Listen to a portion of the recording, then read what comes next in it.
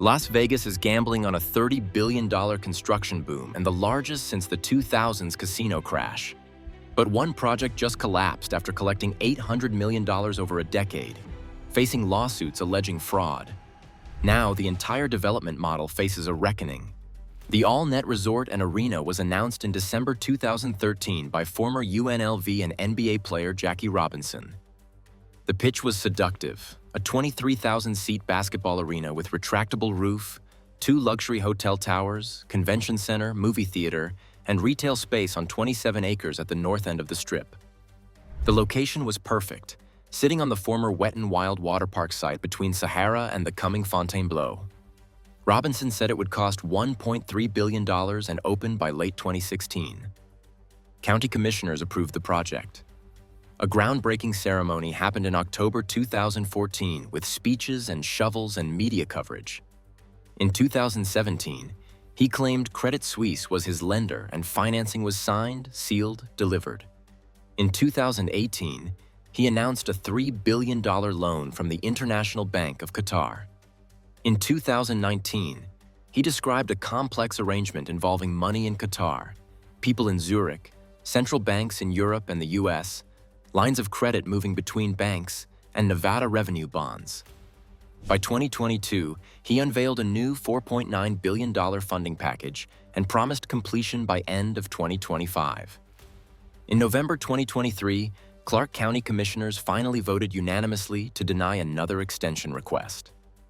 The project was dead. Then the lawsuits started revealing what actually happened. Court documents filed in December 2024 allege that between August 2014 and December 2019, Robinson and his associates collected an estimated $800 million in short-term loans from investors that were never repaid. The money wasn't used for construction. According to the complaint, funds deposited to all-net accounts were immediately transferred to a separate company Robinson controlled called Dribble Dunk. From there, the money got paid out to associates, consultants, friends, and family, including a $60,000 Christmas bonus to Robinson himself. Investors were promised high interest rates, quick repayment, and performance bonds that would protect their money. The bonds turned out to be either falsified or non-existent. The lawsuit uses the word that makes lenders and developers across Las Vegas nervous: Ponzi scheme. Here's how development actually works in Las Vegas. A developer proposes a project and gets county approval. That approval doesn't mean construction financing exists. It means the county thinks the project meets zoning requirements and planning goals. To actually build, developers need construction loans from banks or institutional lenders. Those lenders want to see equity investment, pre-construction planning, market studies, and financial projections showing the project can generate enough revenue to repay the debt. The model works when all parties conduct proper due diligence and construction actually begins on schedule. It collapses when developers use investor capital for purposes other than construction while continuously promising that financing is about to close. The current Las Vegas boom depends on this same financing model scaled up dramatically. The Athletics baseball stadium costs $1.75 billion. Team owner John Fisher contributes $1 billion personally. The state of Nevada provides $380 million from a special legislative session. Bally's Corporation, which controls the 35-acre Tropicana site, plans to build a casino hotel and develop shared space with the stadium. Construction started in 2025 with projected opening in 2028. The project involves multiple parties with separate financial obligations, team ownership, state funding, and a casino company with its own development plans on adjacent property. If any component fails to deliver, the others face serious problems. A baseball stadium without surrounding development becomes an isolated venue that struggles to generate the economic activity projections used to justify public financing. A casino development without the stadium loses the traffic and visibility the project was designed to capture. The LVXP project, now occupying the same site where AllNet failed, involves even more complexity.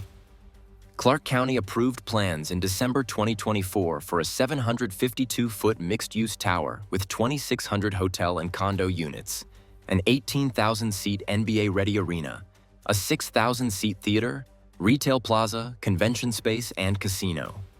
Total cost estimates exceed $6 billion. The developers are Las Vegas-based real estate professionals. The chief construction officer previously managed construction of the Sphere for Madison Square Garden Entertainment. The project promises substantial economic impact, thousands of jobs, and union labor. It also depends on securing billions in construction financing, pre-selling enough condo units to demonstrate market demand, and potentially landing an NBA franchise that would justify building an arena at that scale and location.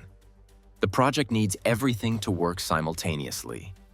The Brightline West high-speed rail adds another layer of financial complexity. The $12 billion project, which has since increased to $21.5 billion due to rising labor and material costs, received $3 billion in federal grants from the bipartisan infrastructure law. California issued $3.5 billion in private activity bonds. The remainder must come from private financing. Brightline broke ground in April 2024 with projected completion in 2028. The promise is 2 hours travel time between Las Vegas and Southern California at speeds up to 200 miles per hour, cutting drive time in half and eliminating the 18-mile traffic backups that regularly occur on I-15. The economic projections show $10 billion in regional economic impact and 35,000 jobs during construction. Those projections depend on ridership forecasts that assume millions of people will choose train travel over driving or flying. If ridership falls short, revenue won't cover operational costs and debt service. Brightline operates the only private inner-city passenger rail in America with its Florida route connecting Miami to Orlando. That system works because distances are manageable and population density supports frequent service. The Las Vegas, California route covers longer distance with fewer intermediate stops, making the economics more challenging. The cumulative effect creates systemic risk. Las Vegas is simultaneously building a baseball stadium, multiple hotel towers, a high-speed rail line, and massive mixed-use developments, all financed through complex arrangements involving public money, private equity, construction debt, and optimistic revenue projections. The model assumes continued tourism growth, stable interest rates, successful project completion, and no major economic disruption. Those assumptions held during previous Las Vegas booms until they didn't. The early 2000s casino expansion included projects like City Center, a $9 billion mixed-use development that nearly bankrupted MGM Resorts during the 2008 financial crisis. The Cosmopolitan, originally planned as condo hotel units, couldn't find buyers and the developer defaulted, forcing lenders to complete and operate it themselves. Fontainebleau Las Vegas sat as an abandoned concrete shell from 2009 until different owners finally completed it in 2023. Those failures happened because projects that looked financially sound on paper depended on continuous growth and access to credit. When the financial crisis hit, credit markets froze, buyers disappeared, and projects couldn't generate the revenue needed to service their debt. Right now, Las Vegas operates in a narrow window where tourism remains strong, construction costs are manageable despite inflation, and access to capital continues despite elevated interest rates. The athletic stadium moves forward because the team owner commits personal wealth and the state provides public financing. Brightline proceeds because federal infrastructure money covers a significant portion and the company operates existing rail service that demonstrates expertise. LVXP advances because local developers understand Las Vegas market conditions and bring construction experience from other major projects. But the margin for error keeps shrinking. If tourism softens, hotel occupancy drops and revenue projections look optimistic. If interest rates stay elevated or rise further, debt service costs increase and profitability declines. If construction costs continue rising faster than projected revenue, projects go over budget and need additional financing that may not be available. If one major project fails, a stadium sits half-finished, a tower can't secure final financing, a rail line experiences major cost overruns. The ripple effects impact other developments that share lenders, contractors, or rely on similar economic assumptions. Las Vegas sells itself as a city comfortable with risk, the place where people come to gamble, where fortunes are won and lost, where odds and probabilities govern behavior. That narrative works for entertainment and tourism. It creates problems when applied to urban development and infrastructure investment. Cities need stability and long-term planning. Megaprojects require predictable financing, reliable contractors, and realistic revenue forecasts.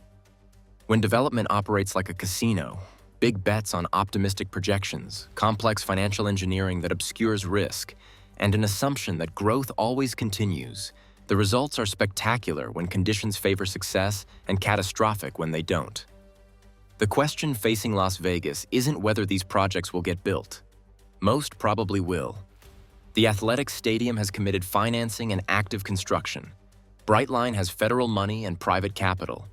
LVXP has county approval and experienced developers. The question is, what happens if one major project fails in a way that undermines confidence in the entire development boom? AllNet collected $800 million from investors over nearly a decade while the site stayed empty. That failure is now in court. But the damage extends beyond the specific individuals and companies involved. It creates doubt about whether other projects really have the financing they claim. It makes investors more skeptical of promises and projections. It reminds everyone that Las Vegas has a history of spectacular growth followed by equally spectacular collapse. Right now, construction cranes dominate the skyline. Billions of dollars flow into concrete, steel, and infrastructure. Renderings show a transformed city with new stadiums, faster transportation, and luxury accommodations. The vision is compelling. The risk is whether Las Vegas is building a sustainable future or repeating the most expensive gamble in its history. Betting everything on continued growth and hoping that this time the assumptions prove correct. What happens when the city that never stops building finally has to ask whether it's constructing the future or mortgaging it? Share your thoughts and comment below, and don't forget to subscribe.